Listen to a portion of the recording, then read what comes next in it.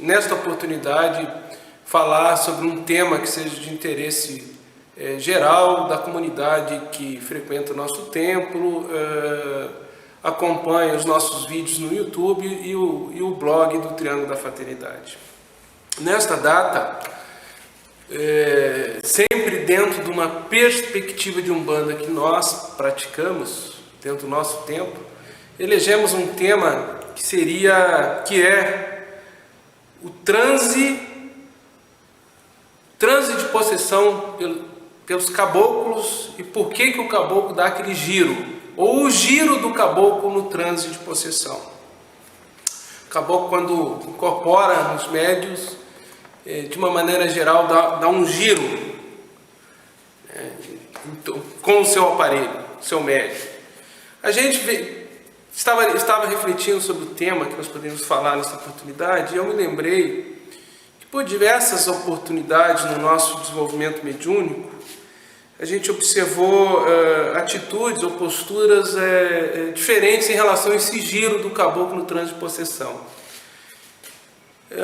Tivemos a oportunidade de vivenciarmos a proibição, ou seja, determinada casa de Umbanda não permitia que o médium fizesse esse giro e dizia que não era necessário.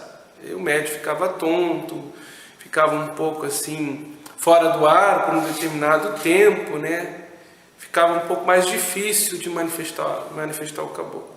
Claro está que essas vibrações elas vão com o tempo se acomodando, se harmonizando, se acalmando, a manifestação espiritual vai ficando cada vez mais sutilizada e o médium domina com mais maestria, digamos assim, a manifestação da entidade, né? Do guia que o assiste, no caso estamos falando dos caboclos.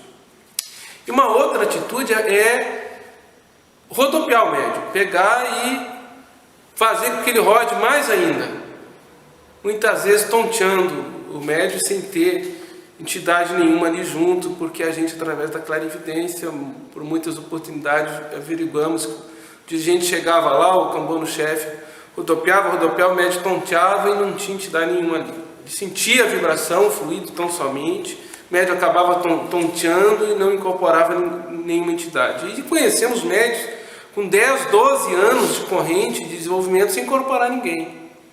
E rodopiando, e sempre lá rodopiando, e não conseguia, dizendo para ele, um dia você vai manifestar a entidade. Não, ele não vai manifestar, porque ele não tem aquela sensibilidade, aquela apuração anímico, né, mediúnica no seu perispírito, no seu corpo astral, nos seus chakras, não veio sensibilizado para isso. Então não adianta insistir.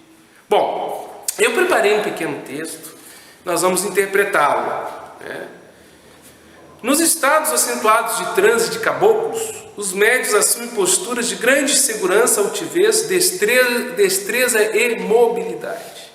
Durante as danças rituais, aos sons dos atabaques, conjugados com a entonação dos pontos cantados, que são mantras de fundamentos mágicos, propiciatórios, indutores dos estados alterados de consciência, nesses momentos em que os caboclos e médios se acoplam no mesmo espaço sagrado e giram em torno do seu próprio eixo, fazendo um perfeito entrosamento e encaixe vibratório entre o perispírito do medianeiro e do espírito comunicante. Plexos nervosos e chakras dos médios ficam justapostos, interpenetrados nos chakras e corpo astral da entidade que o toma, tornando-se ambos um só a visão da clarividência. Ou seja, quem tem clarividência percebe isso, é uma justa posição da entidade comunicante com o corpo perispírito do médium, com aura, chakra com chakra, se interpenetram como se fosse um só. São vivências mediúnicas com um nível de consciência coletiva em que todos os presentes são tocados e convidados a participar do ambiente espiritual formado em conformidade com o grau de compreensão e sensibilidade de cada um dos participantes desses ritos indutores do transe de possessão. Aqui nós temos um quadro que nós teríamos o duplo etéreo, né, os seus chakras, né, justaposto ao corpo etéreo estaria o corpo astral, né, teria corpo astral que tem os duplos, né, dos órgãos fisiológicos também existem todos em correspondência no corpo astral ou no perispírito. Aqui teríamos os chakras, todos os chakras, desde o chakra coronário, frontal, laríngeo, até o chakra básico aqui, né? Cardíaco, gástrico, esplênico e básico. E esses condutos seriam linhas de forças eletromagnéticas que ligariam todo o duplo etéreo com o chakra como se fossem meridianos ou nades, né? Linhas de forças eletromagnéticas que ligariam esses corpos sutis. É importante visualizar isso aqui para nós entendermos como se dá o giro do caboclo no trânsito de possessão. É um giro espontâneo e natural imposto pelo caboclo em torno da medula espinal que forma o eixo de chakras e que liga o corpo físico com o corpo astral através de milhares de circuitos eletromagnéticos localizados no duplo etéreo do medianeiro. Então daqui nós temos o eixo da coluna espinal, ou vertebral, né?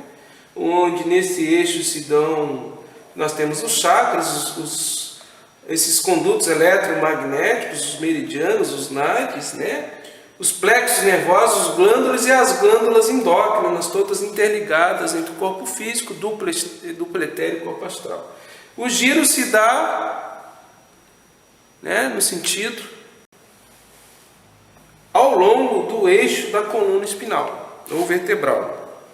Os vórtices energéticos do corpo astral do espírito comunicante têm força centrífuga e centrípeta, ou seja, os vórtices energéticos, né, os chakras do corpo astral do espírito comunicante, ele tem uma força de dentro para fora e de fora para dentro, centrífuga e centrípeta, ok? Assim como o corpo astral do médium, ligado ao seu duplo etéreo e, consequentemente, ao corpo físico, também tem essas mesmas forças, nesses dois sentidos, centrífugo e centrípeto. Os vórtices energéticos do corpo astral do espírito comunicante têm força centrífuga e centrípeta, como já foi dito, e que harmoniosamente mantém a integridade da entidade quando se aproxima do plano material através de um intenso rebaixamento vibratório imposto. Ou seja, o espírito, para se aproximar do médium que está no plano físico, material, o médium tem que levar seus pensamentos, né? Existem cânticos, mantras, a curimba, a introspecção, mas o espírito comunicante se impõe intenso rebaixamento vibratório para conseguir se aproximar do corpo astral, dos chakras do seu médium. Imaginemos um mergulhador, né, um escafandrista em profundas águas lodosas que não tivesse sua aparelhagem de mergulho precisamente calibrada para o mesmo suportar grandes profundidades. Assim ocorre com o espírito comunicante, que se não tiver adequadamente acoplado em seu médium, pode danificar em certos pontos sensíveis o seu corpo mais sutil, que é o astral, e até causar danos ao medianeiro. Vejam bem, se não tiver um perfeito acoplamento, o espírito comunicante ele pode, né, em contato com essas energias mais densas, fluidos mais materializados que estão em volta do corpo do medianeiro, em determinado momento ele também danificar sua contextura periférica do seu corpo astral. Então isso existe também do lado do mundo espiritual, um preparo, um estudo, uma fundamentação dos espíritos que vêm a se comunicar com os médiuns. Não é assim aleatório, não é a esmo. Existem técnicos também que estão trabalhando e organizando o ambiente de trabalho que é subjacente ao templo onde se dá o rito, a liturgia, né? Através dos cânticos e toques de tambores que incentivam esta aproximação. Existem técnicos no mundo espiritual que também estão laborando, trabalhando por uma perfeita harmonia e integridade vibratória de todos os envolvidos.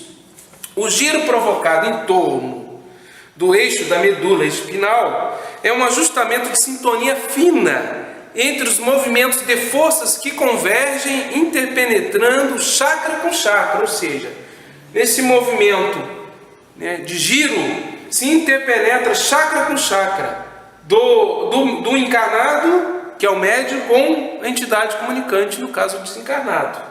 Então ficaria como se fosse um único coronário, um único frontal, um único laríngeo, né, dentro desse eixo um acoplamento, né, perfeito nesses vórtices energéticos que seriam os chakras. O giro provocado em torno do eixo da medula espinhal é ajustamento de sintonia fina entre os movimentos de forças que convergem interpenetrando chakra com chakra, mantendo-se assim a perfeita inviolabilidade do sistema orgânico do médium, dos seus gânglios, plexos e glândulas endócrinas. Ou seja, se esse acoplamento ele também não for harmoniosamente feito e bem acoplado, o médium pode não ficar bem. Após o trânsito foi incompleto ou interrompido, ele pode, e isso acontece no início do desenvolvimento mediúnico. Às vezes o médium passa por um momento de distúrbio neuroquímico, né, a nível glandular.